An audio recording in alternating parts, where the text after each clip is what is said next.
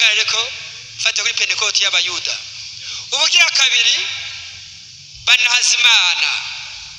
aho naho nshaganye baberi keshimwe n'ababeri na Pentecote. Ha muri twebwe natwe mu nyuma turavyiroshya ko abuze umutima ngene bamera. Bari bakwaniye hamwe bwa mbere abatumwa. Uko abayuda bari basanzwe bagira Pentecote nabo barasabwa Pentecote. Uti gute? Ku munsi mukuru wa Pentecote ku bayuda bahereza Imana ivyo bimbuye umusaruro wabo ngo bakengurukire Imana kuvyo Imana yabahaye. Rero Pentecote wari umunsi mukuru w'ubukengurutsi bwo n'ubwa mbere. Turasanga mutacyungu kanisa cya 16. Ariko kandi byangeye narivuze ko Pentecote ari bisi 50. Dusanga igitabo cya bene Levi igana cy'ibiri na gatatu 16. Niho dusanga Imana ivuga ngo hashya amayingandwi amasaha atindwi n'uvuga bisi 49 umunsi ukurikira uzo munsi mukuru wa Pentecote umunsi gira 50 ati muzokengurukira Imana ngene yabarokoye. Urumva bwa mbere hari umunsi mukuru w'ivyerano vya mbere mukamwe biratera imbere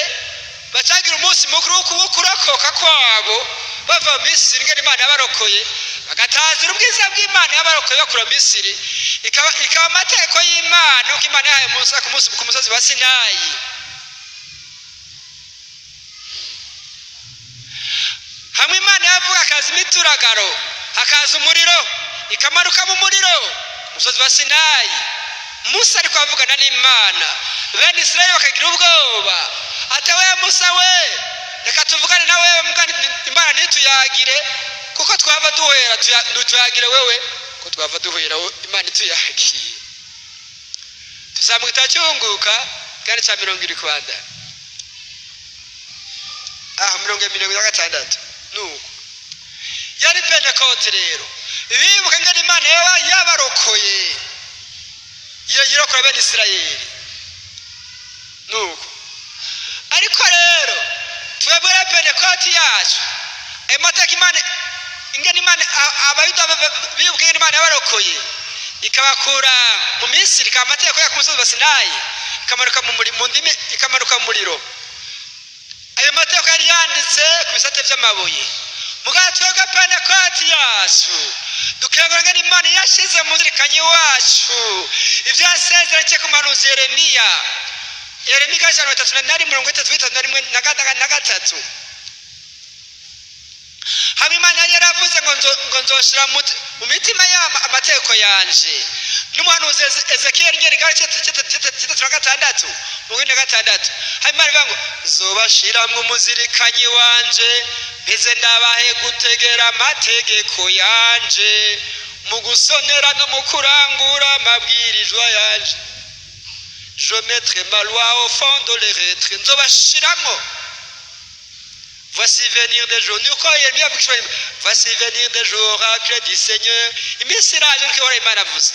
Où je conclurai avec la maison d'Israël une alliance nouvelle. Je mettrai ma loi au fond de les retraits. Et je l'inscrirai sur leur cœur. Tuhimbawe na Pentecote Imana ishira muri twego amateko yayo ukoze ikibura kimenyaco ukoze ubikora ubizi. Nishakite muhora mubona abantu b'Imana iyo umuntu agiye mu cyaha umutima urasimba no kuvuga haya ntamwanda ariko arakugabisha genda wihane na wirage yacuramangana ivyo bintu. Iyo umuntu agiye kwiba umutima uratera nukuvuga wa muntu we ivyo bintu hagarika ivyo bintu ni mutima y'Imana nzima tugereyemwo atwibutsa amasezerano y'Imana. Imana tubamwo iduha umutima wayo nkanka ikibi ngahimbagwa n'iciza. nzobashira mu munsi mukwa Pentekote n'umunsi nkangurukira Imana yamaye umutima wayo imwe muzizayo magusa n'Imana none rero shengero umuntu asa n'Imana kubera amazuru uko mwavyize i Burundi barabigisha abakoroni nasa n'Imana kubera amazuru kubera ubwira cyangwa uburebure cyangwa ubugufi asa n'Imana kubera umutima hajya muhora muvuga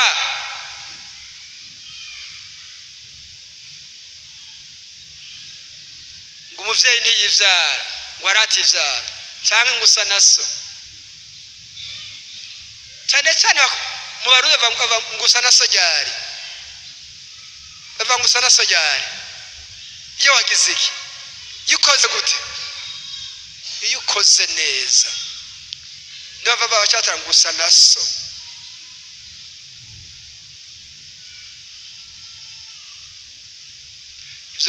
iyo ukoze neza aho nukoresha shengero ry'Imana rero iyo ukoze ikibi ukabura amahoro hama ukaja kwizera Imana ukijugunya mu y'Imana ni mucyangunda abigukoresheje niyo umwana akiri mutoyi mutumye amazi mu kirahuri hama kamena azararira kubera iki akoze bibi nukuvuga umutima Imana mwa umutima kubona kibi ibi nonda bikoze ni bibi aho yari kuri Pentekote abayuda ngira Imana yadushize umutima wayo ubugira kabiri shengero ry'Imana unaho ngo abatumwa bari bakoraniye hamwe maze cyamwe ndarashika kuko andira mwese ekereza ivuka mu gusenga ibandanya mu gusenga aho muima mwumvise urangiranye Babel igihe cy'umunara wa Babel igihe cya Pentekote ni na Pentekote yacu muribuka mwumvise mu bikorwa byacu migone cya ujya murongo wa nyuma handitse ngo bose bari mu bumwe Kapadosia Ponte muri Aziya Abanyafrigiya Pamfiliya Nyamisi Abaromani Abayuda Abayahudi Abagereki nuko parte Medi Ramati Mesopotamia ngo twese twumva bahaya mu ndimi zacu viza vy'Imana nukuvuga iki rero abantu b'Imana mutamweranda tugira abahinga abahanga mu kutaza Imana ndaneze ko na patira nakwe have unikadinari muje n'abapapa Raniero Cantala Messa niwavuga ngo l'Esprit Saint nous fait des génies de louange atugira abahinga mu gutaza ubwiza bw'Imana atugira abahinga mu gutaza ubwiza bw'Imana aho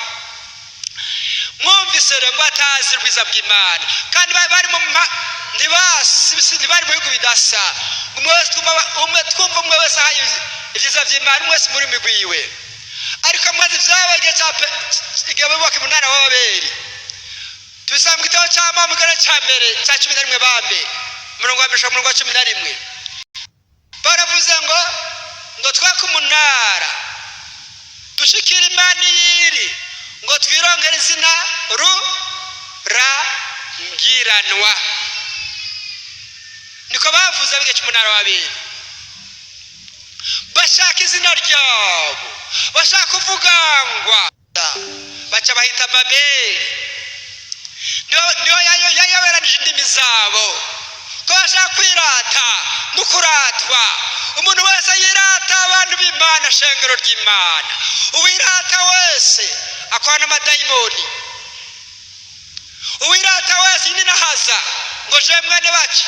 nabaje mukanyagaze mu misa yaheze nimbwira imiryango yanyisha bamwe bambwiye ngo abashubi abandi abibe abandi abahoro abandi baki iki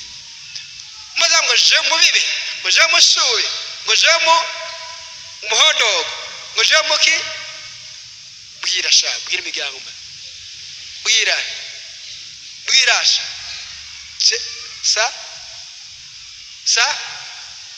sa je mujisha wirata muje mungo bajisha ambwira Shawuli ja sabwe sa abaki abahanza ngo je muhanza ngo twebwe abahanza mukirata abahanza ewe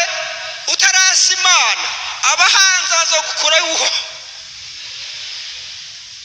bazokura kwa gahanga ratimana rabimana tamarimana tamarugwiza bw'Imana abiga cyabari babarirata ngo turange izina rurangiranwa oya reka Yesu arangiranwe mu ngo zawe mu rugo rwawe maze Imana ishinga ingoma iwawe ngo twebwe muje uranzi niko barava muje uranzi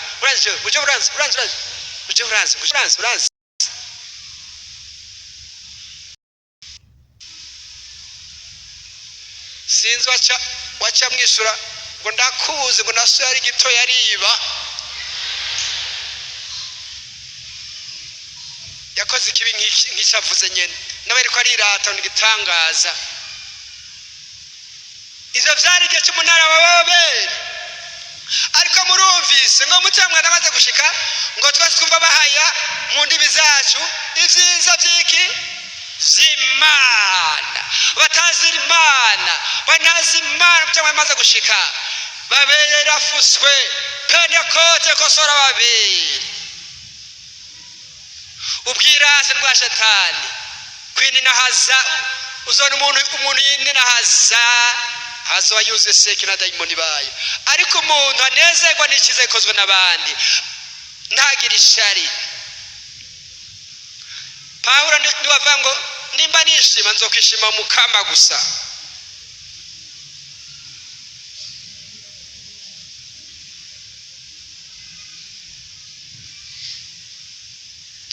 uzokama nezerwa n'umwanditsi mweranda yavuze ati umuntu yuzuye umutima mweranda agira umubabaro yuko uwundi ababaye n'ayez qu'une seule souffrance, la souffrance des autres, ou bien celle de faire souffrir les autres. Umuntu yuzuye umutima mweranda abazwa n'ukundi ababaye yishira imbere ngo jewe n'abana banje n'udukobwa twanje duhungu twanje oya ibuka n'abandi umutima mweranda aduha kumenya abandi aduha kugurukira Imana tukabona ubwiza bw'Imana hamwe tukabona ubwiza bw'abandi hanyuma ubugira gatatu shengero ry'Imana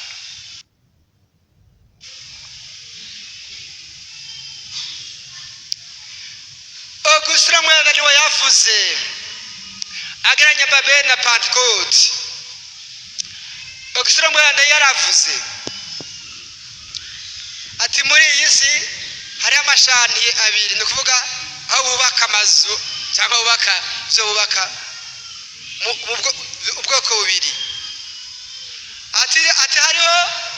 ukubaka Babeli n'ukubaka Pentecote deux chantiers, chantier de Babel, chantier de Pentecôte. Agacabane akavuga Augustin mweranda akabane akavuga ati vyongeye hari ibisagara bibiri muri iyi si zubakwa ati gisagara cya mbere ati hari gisagara cya Babiloni si cya mbere hatari ibisagara bibiri ati kubaka Babiloni nigizo vya Babeli nyene ati rero hari kubaka Babiloni gisagara cya Babiloni gihagaze ku kwikunda bikabije bihebuje ukimenya wewe ndongo izina rurangiranwa gushika nawe bagira Imana atari kuba gisagara cya Pentecote ukunda Imana gushika nawe wibagira nico gituma rero hava mu kwitanga ukwitanga hakavamo n'amaratiri bitangira igikorwa cyerana cy'Imana bitangira Imana bitangira umugambi mweranda w'Imana shengero ry'Imana aho se muri ko murabona umwe wese urabaririmbyi urabanyamigwi y'ubutumwa nyamihari bandi uri serugo uri narugo mwese n'abana bitanga mwese itangira ubundi amamuka muri igisagara cya Pentecote bashawe mu rugo rwanyu igihe cyose mu rugo rwawe wibako uri umugabo akibako ukarya wenyene uri kuri wakasha Babironi wanyu murazi ko Babironi ari igihugu cy'ubushumba Abanisirayeli bagiriwe imbohe ega abari uburi imbohe uri imbohe y'icyaha n'abana banagore n'umugore wawe ucumugira imbohe izo nyene vyawe igihe umugore yibako yirondera wenyene abari ko ruwaka Babironi ariko ashumira Babironi igihe umwana umuhamagara ngo mva mu matwi ewe ngo mva mu matwi ngo kazibe abari Babironi abari ko yishira imbere wenyene ubwiwe abari Babironi ni Babironi uko ruko rucoro wa Babironi Babironi nawe ushumbiye nawe upfiriye nabi ntaragahinda muruka babona Abisirayeli babana ba Isirayeli bari ku nkombe z'uruzi rwa Babironi niho barira bibuka Yerusalemu yuka Siyoni yazajana 22 sur le bord du fleuve de Babylone cyose nous plairions nous souvenons de Sion ku nkombe z'uruzi rwa Babironi niho twarira tugira agahinda twibutse Siyoni agasavango ninakwibagira Yerusalemu si je t'oublie Jérusalem qui ma droite m'oublie Yerusalemu nakwibagira nanje ukuboko kwanje kunyibagire kw'iburyo rero umuntu yimenya wenyene umuntu yibako wenyene abari ko rubaka nde Babironi mu rugo rwiwe umwana yimenya wenyene sero kimenya wenyene ni nawe kimenya wenyene ariko rubaka nde Babironi ewesha ubwo rugo ni Babironi shaka ko ntawifuza kwataha sha kuko nahayobe aho hantu Mose yibako yimenya ari ku rugo rwa Pentecote igisagara cya Pentecote urugo rwa Pentecote nuvuga umwe wese amenya uwundi ni igisagara gihagaze ku rukundo rw'Imana gushika nawe wibagira serugosha aragenda guca ingero akazanira abana sha abana bagahimbagwa sego agenda guca ingero akazanira umugoresha umugore agahimbagwa inarwa aragenda guca ingero sha akazanira umugabo agahimbagwa abantu uko nyene ari n'igisagara cyane cya Pentecote naho mutamwende yashitse naho Yesu yashize ingoma mwese aragenda kuzana twazana akazana bagasangira uko mutamwerandaga ampa guhoza abandi ampa kumenya abandi ega nivyo Paulo mwenda avuga mikete rya kabiri yandika nyakwandika cya 4 ngo Imana iraduhoza byago natwe zo guhoza abandi tubahoza abandi umuntu rero yuzuye mutamweranda ahoza abandi amubyuzura ubugwaneza ndahimba ngene aba bavukanyi abakirisu bagize bashaje inongoro y'Imana murabona ngene bashizeko utunuma siko mutamwanda yaje mugisa n'inuma uri inuma ivuga ubugwaneza ivuga amahoro inuma no mukurya itabagura siko itabagura iyo haya kandi itabagura iritonda ubwo nta muntu uzi mutamweranda niyuze ubugwaneza yuze kumenya abandi baramenyana amenya abandi ngo bose ubuzima mutamweranda batazi ubwiza bw'Imana banirahaza Imana kera batumwa bavuga ngo ninde ari mukuru muri twebwe siko bavugana hagati yabo barekeje bari kumwe na Yesu ngo mbega nani ngo ninde ari mukuru ngo ninde ari wa kabiri kuri Yesu barabona ko atagereranywa abagabo bavuga ati ega nega nani Yohana ni wewe rogira kabiri bakabaganisha ni wewe Yakobo ni wewe Petero ni wewe Bartolomayo ni wewe Bartemi ni wewe cyangwa ni jewe ariko mu nyuma ivyo byararangiye mutamwe amaze gushika nta numwe ava ngo je ndi mukuru oya umukuru yaca umushumba abandi bose batazi ubwiza bw'Imana bose buzura Imana none rero shengero ry'Imana uno munsi mukuru murakawuhimbaza abanyakubahwa uno munsi mukuru ahebuje mw'isi mutamweranda rimwo Yesu umukiza wanje ubwa none Yesu aranyegera aba muri jewe kuko ampa Yesu mukarisiya mutamweranda rimwo mutamweranda tarimwo Imana ibakure yanje mutamweranda ariko mutamweranda rimwo Yesu ari wanje ari hafi yanje mutamweranda amaze gushika Yesu yazusa muzima mutamweranda amaze gushika inguru nziza n'ububasha bw'Imana mutamweranda amaze gushika umuntu wese mukuru muri eklezia amushukwa abandi no mu rugo nukunyene bigenda mutamweranda amaze gushika amagutinya icaha abantu b'Imana amagutinya icaha uti ndavyo nkora kuko ndatinya Imana mwarumvise muri nigisho nabashikiriza mu ngiro diocese agacha yisenyira akairuka mu diocese kugira ngo bagire nevene nayo yari yahe narige hari umuntu umwe umugabo umwe atubaha Imana yahora ari amasanamu y'umaraya ku matelefone yaramaze imyaka 15 byose abigize imyaka 15 akora akazi ka leta rero ko ari amasanamu y'umaraya agacarukira abandi ngo nabo ngo aje mwivyo by'akaryohera mubiri amasanamu maraya munyuma yo mugabo yarose imikoshi yose bamwisi n'imivumo yose igihe utubashima igihe utagira isoni ewe ebana mucamweranda bamugeranya n'ikinyoni cy'isoni inyoni y'isoni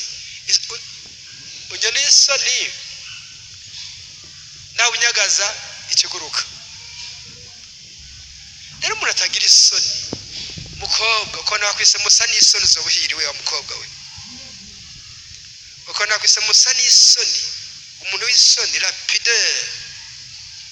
bisigura iki uzokwisonera tuzokura amajipo imbere y'abana b'abantu atari mwasezeranye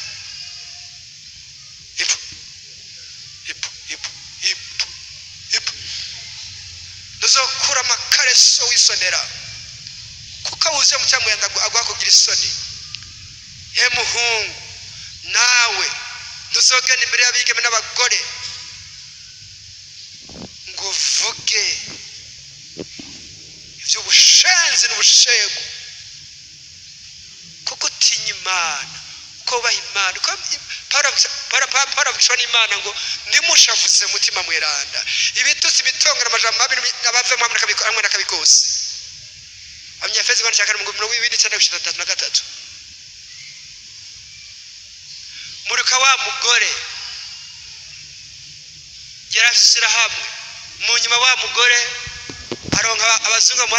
amadolari 50 yo gufasha iryo shira mu ryagwa sida mu nyuma umugabo akorana icegera cingo ngo tuyarye tugura amaparsera ngo nabasida ngo ivyo vya sida tubive mu ntabara ati oya sishaka kwikora kuko ndatinya Imana nawe yahavuye aronka adandaza utwadandaje adandaza yorora inkoko yubaka etaje igeretse 4 kubaha Imana biteze mu byo ndabegana mu cyamweranda none Mana yaje makuna haza ndeye kwinina haza agushima ndaka kwishima mwami wanje Mana yaje atwabuze mutima wa mweranda maze kubahuha batazi ubwiza bw'Imana Mana urakoze cyane urakoze kungira inama nziza Pentecote nuko nyene mwami wanje shira imbere iteka ryawe nikuzo ryawe zimbere iteka ry'abandi mwami wanjye niko nitera iteka ntera iteka izina rya Yesu urakoze mugwaneza wacu amen.